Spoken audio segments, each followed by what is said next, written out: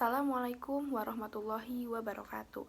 Alhamdulillahirabbil alamin wabihi nasta'in wala umri dunya waddin wassalatu wassalamu ala asrofil anbiya'i wal mursalin wa ala alihi wassohbihi ajmain amma ba'du. Segala puji kita panjatkan kehadirat Allah Subhanahu wa taala yang telah memberikan nikmat iman, nikmat sehat dan nikmat lainnya sehingga kita dapat berkumpul di forum dakwah online pada saat ini. Tak lupa sholawat serta salam kita curahkan kepada junjungan kita Nabi besar Nabi Muhammad Shallallahu Alaihi Wasallam, kepada keluarganya, kepada saudaranya, kepada kerabatnya, serta pengikutnya hingga akhir zaman. Pada kesempatan kali ini, saya akan menjelaskan sedikit mengenai sabar.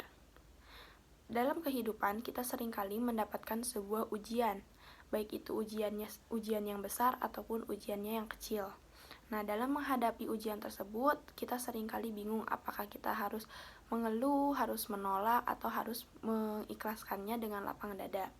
Agar ujian ini berbuah menjadi sebuah pahala dan mengangkat derajat kita, maka haruslah kita menghadapi ujian tersebut dengan bersabar. Sabar berasal dari kata bahasa Arab sobaru yasbiru yang artinya menahan. Sedangkan menurut istilah sabar adalah sikap menahan diri dan menyikapinya sesuai dengan syariah dan akal. Nah, sabar juga merupakan pilar kebahagiaan bagi setiap muslim. Mengapa? Karena apabila seorang muslim menghadapi sebuah ujian, lalu seorang muslim tersebut menghadapinya dengan sikap sabar, maka muslim tersebut akan mendapatkan pahala, akan diangkat derajatnya, serta akan terhindar dari maksiat-maksiat. Nah, Allah juga sangat mencintai orang-orang yang sabar. Lalu, sabar ini banyak disinggung di hadis dan di Al-Quran. Nah, salah satunya Allah berfirman dalam surat Al-Baqarah ayat 153 yang berbunyi, Bismillahirrahmanirrahim. Ya ayyuhallazina amanu sta'inu bis-sabri was-shalah innallaha ma'as-sabirin. Yang artinya, wahai orang-orang yang beriman, mohonlah pertolongan kepada Allah dengan sabar dan sholat. Sungguh, Allah berserta orang-orang yang sabar. Dari ayat Al-Quran tersebut dijelaskan bahwa manusia sudah diarahkan untuk selalu bersikap sabar dalam menjalani cobaan di kehidupannya.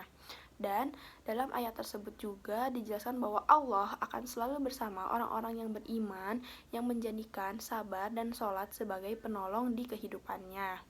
Nah, dalam setiap musibah yang dihadapi, seorang muslim harus senantiasa bersikap sabar, karena apabila seorang muslim tersebut menghadapi sebuah ujian dengan rasa benci atau tidak suka, tidak ikhlas, maka Allah akan murka terhadapnya.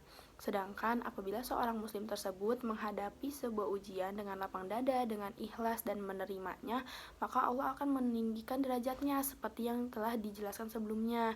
Allah akan meninggikan derajatnya, dijauhkan dari kemaksiatan, Allah akan memberikan pahala. Walaupun pahalanya tidak terlihat, tapi itu akan menjadi sebuah tabungan di akhirat nanti. Sabar dibagi menjadi 3 bagian. Yang pertama, sabar dalam mematuhi perintah Allah dan menjauhi larangan-larangan Allah. Yang kedua, sabar ketika menghadapi cobaan Allah. Dan yang ketiga, sabar ketika diberi kenikmatan atau diberi kesenangan.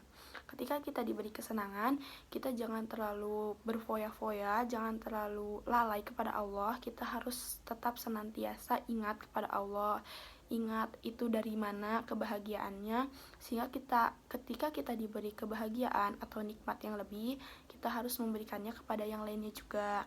Kenapa? Agar Allah senantiasa tetap mencintai kita. Karena untuk orang-orang yang melalaikan nikmat Allah itu termasuk temannya setan. Karena kita tidak mau menjadi temannya setan, maka kita harus senantiasa dekat kepada Allah. Orang-orang yang senantiasa bersikap sabar itu orang-orang yang telah dilatih sejak dini. Orang-orang yang sudah belajar apa itu sabar, sudah mengerti nikmat sabar, dan sudah mengerti apa itu fungsinya sabar. Tidak semua hamba dapat menikmati nikmat dari sabar itu sendiri. Maka dari itu, penting bagi kita untuk mendekatkan diri kepada Allah dan meminta kepadanya diberikan kesabaran yang berlebih, diberikan kesabaran lagi, sehingga ketika menghadapi cobaan ataupun menghadapi nikmat dari Allah, kita dapat tetap berada dalam jalan Allah. kita juga harus tetap bersabar agar kita diberikan pahala yang sebanyak-banyaknya oleh Allah. Pertolongan Allah itu tidak akan ada habisnya. Ketika kita mendapatkan ujian, kita harus senantiasa menjalankan kewajiban yang telah Allah berikan kepada kita, harus tetap senantiasa mendekatkan diri kepada Allah. Ingat bahwa musibah ini datangnya dari Allah dan pertolongannya juga datang dari Allah.